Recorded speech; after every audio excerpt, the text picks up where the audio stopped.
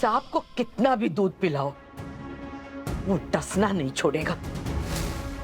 थारे अंदर भी थारी नानी का जहर भरा हुआ है। तू उसी के नक्शे कदम पर चल रही है। पर इस बार थारे को मौका ना सजा मिलेगी। सच का पता चल गया है चंद्रू। शंभू को खुदकुशी की तरफ ढकेलने वाली थारी अपनी बेटी है। नाइस। शंभू मेरी धमकी से डर गया। अब पूरा कॉलेज सरू और शिवानी दोनों को धक्के मार के बाहर निकालेगा। मेरी बेटी, ये क्या कह रही हैं आप माँ? ना ना बाबा साहब, ये सच ना है। बल्कि शंभू के कमरे में जो चिट्ठी मिली थी उसकी लिखावट भी अलग है। बस कर सरू। शिवानी को बचाने के लिए तू और कितने नए झूठ बोलेगी? तम्बू ने खुद कहा है कि उसकी सुसाइड अटेम्प्ट की जिम्मेदार तू है, क्योंकि शिवानी का सच पता होने के बावजूद भी तूने उसका साथ दिया। और तू और शिवानी इस कॉलेज में रहने लायक नहीं है। Just get out.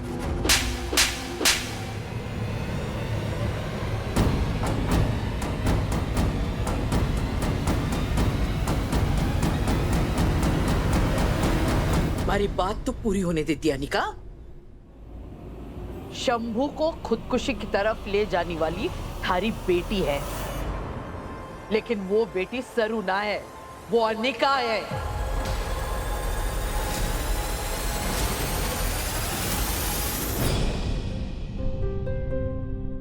कैसे हो शंभू? ठीक हूँ। शंभू, बाहर लोग तरह तरह की बातें कर रहे हैं, इसलिए मैं थारे से सच जानने आई हूँ। ये हमारा कॉलेज है और सारे बच्चे हमारे लिए एक समान हैं। मैं ना किसी से भेदभाव करती हूँ ना नाइंसाफी। तो जो थारे मन में है बता दो। शंभू, याद है कॉलेज के पहले दिन तूने हमारे पैर छुए थे। मैंने अपना हाथ थारे सर पे रखा था। वो हाथ आज भी थारे सर पे है। तो थारे को किसी से डरने की कोई जरूरत ना है।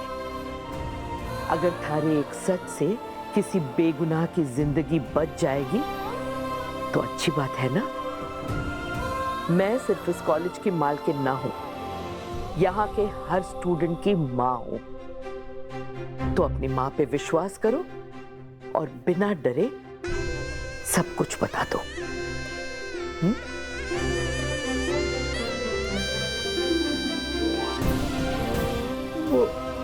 वो हमें अनिका ने बहकाया खुदकुशी कर ले, और फिर हम बच गए। तो उसने हमें धमकाया कि अगर हमने किसी से कुछ कहा तो फिर वो हमें, हमारी करियर, हमारी लाइफ सब कुछ बर्बाद कर देगी।